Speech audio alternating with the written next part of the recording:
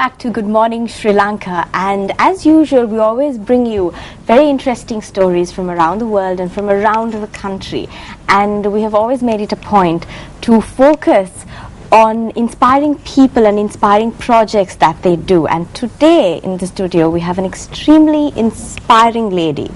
We have Radhika, who is a development practitioner, who's joined us today, and she will be talking about an extremely, I think, poignant and important project that she had taken up. Now, to give you a tease about what the project is, the word history, as she herself has mentioned, the word history is an extremely patriarchal term. It's his story. But today, Radhika has documented her story, and more specifically the stories of Sri Lankan women. And she has started with Sri Lankan mothers. And we are living in extremely in changing times where significant things are happening around us. And the stories of common women, of the common man, is never recorded. You have historians, mostly male, recording stories. You have educated people who are trained writers recording stories. But they're always interpretations. They're never really from the horse's mouth, so to speak. But Radhika has given of her time and her talent to document the stories of the mothers who have really gone through all the things that Sri Lanka has gone through for the past couple of years. And she's dedicated 6 months of her time and done this, and finally all her effort is out, and it is out there for you. So this is an archival project, and I'm going to ask Radhika to explain to all of us what the project is about. Thank you. Thanks for having me here. This is an archival project. What that means is that we're recording her story, as you just mentioned. It starts with the stories of mothers from Sri Lanka. It starts with the stories of mothers from the north and the south, from 3 different communities: the Tamil, Sinhala and Muslim. And in each case what we're doing is we are asking them to tell us their story. And when you ask a mother, a woman, her story, she rarely talks about herself. She always talks about her parents and her children and herself and her neighbors. So you get a story of an entire community when you ask a woman about her story. So what we have done is we've collected 430 stories of these women, and we're developing an archive of it. And hopefully that it will stay on, in history. So when you say an archive, what do you mean by that? Where will this archive be accessible to people? Where will it be, so that, for example, I would love to hear some of these stories. So where can I go to see these stories? First, we're putting up an exhibition in Colombo on the 6th and 7th of April at Harold Pieris Gallery at the Lionel Went. Tomorrow and day after at the Harold Pieris Gallery in Lionel Went. And then it travels around to Ampara first and then to Galle. I would love to take it to more places, pending funding, of course. So it's going to Galle, and then it's first going to Ampara and then it's going to Galle. So that's one way for people to see it. And then after that, a complete collection of work be displayed at the exhibitions, the traveling exhibitions? No, there'll only be about 60 stories out of the 430 stories. It's just a teaser almost, a preview, I should say. And then this goes to, after that we're going to start putting all of these stories, the original material, on a web archive at www.herstoryarchive.org. So that is www.herstoryarchive.org for everybody who's watching, who wants to log in and access these stories. So when will this website be launched? This website will be, the material on the website will be available after this weekend, which is the first leg of the exhibition. And after that, this material, the original material, will also be given in hard copy form to the National Archives. So the whole purpose of this is that over time we'll create a women's archive within the National Archives. So does that mean the National Archive doesn't have a women's archive right now? It doesn't have a women's archive right now. So you'll be the first to create this women's archive, so that it's starting. okay, The process that's lovely. is starting. Okay, all right. So Yeah. then, another question that I have is, when I was reading through the material that you gave me, I realized that this is not just a conventional archive. This is not a conventional collection of stories. It's very creative. How the you. stories have been done is very creative. If you could tell us about the different forms that you have recorded these women's stories. Well, we've used a couple of different varieties or different forms, as you say. Some of them are handwritten letters. So we approached these women who volunteered for this, and we told them that this is about documenting their lives, and they're very, very happy to share their story because they realize that their words will remain somewhere, it won't die with them.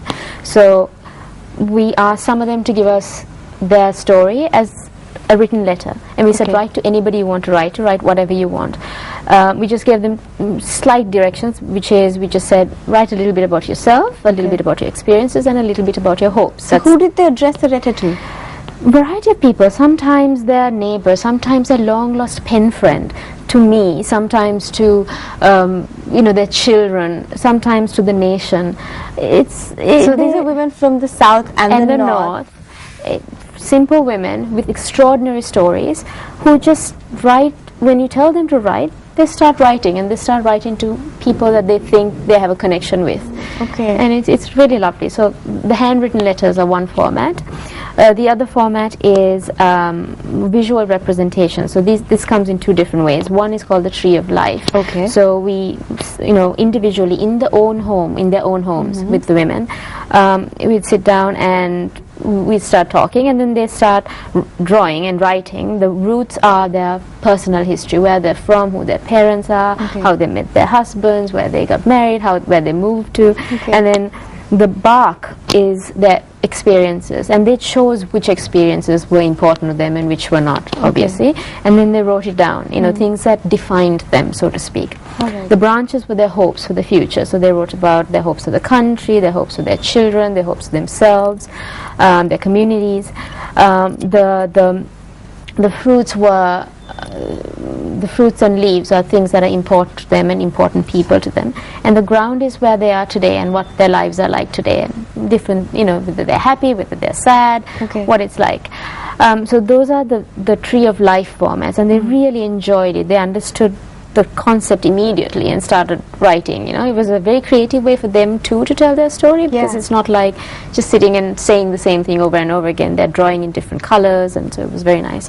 Then there are the other format is through video. So we'd have normal interviews, and again they involve their family in the video.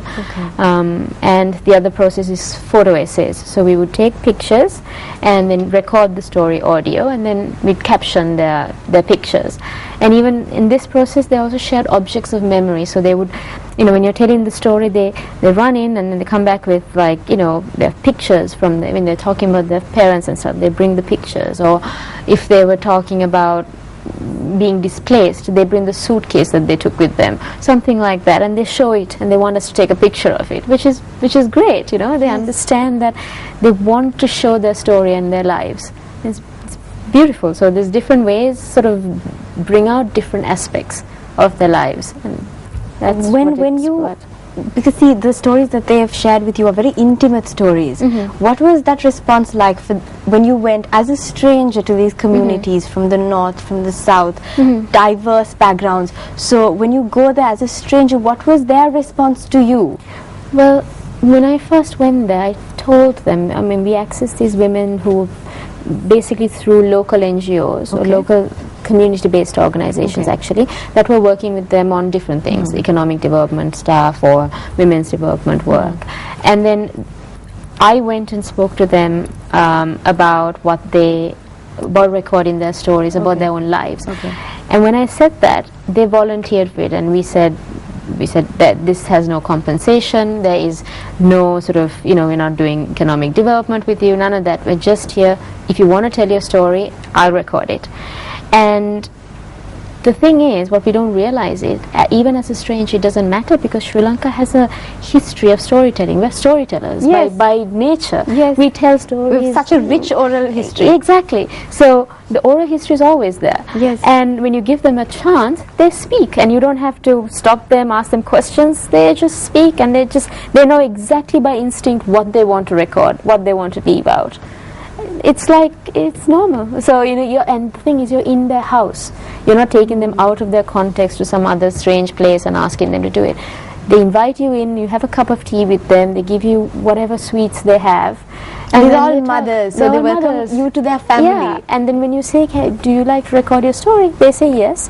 And then they obviously, like any Sri Lankan storyteller, we start from the very beginning, where they're from, yes, who their parents were, and then they keep going, So Radhika, can you share some of your favorite stories with us? Let's see. Well, there's some, as I said, they say the most amazing things. Like one woman, she's from, I think, Anuradhapura. Okay. She married a soldier, okay, and then she came to the south to live in the south.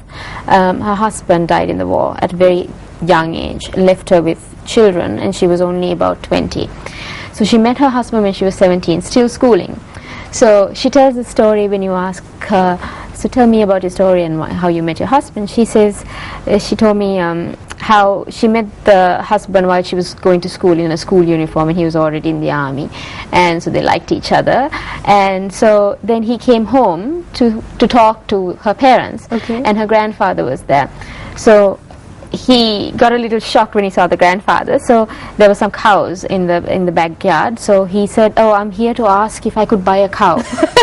Right? Okay. And then by instinct, the grandfather knew why he was there. So he just said, "Well, there are cows, but they're too young for you." Oh, yeah. I mean, it's a cute way. It's a cheeky story, yes, but she wanted to share it, and she wrote it down because she wanted that story to be told, how she met her husband, and the funny aspect of it. I mean, in life, there were so many tragedies in her life, but the things that she remembers are these little things that she wants to record, because they're precious to her. that's true. Yeah. What about the other stories, the other side? Because you went to the north and you went to the south. Yeah. And the common perception is that there is a vast difference in the experiences of the people from these two regions. What was your experience as someone who was a collector of stories? What was your experience? Well, it's fair to say the experiences are very different, because they've been through different things. Both communities have been through very different types of experiences. But what's interesting for me is the commonality, the humanness of it all. Okay. In the sense, if you talk to mothers from the north and from the south, their main goal is to protect their children.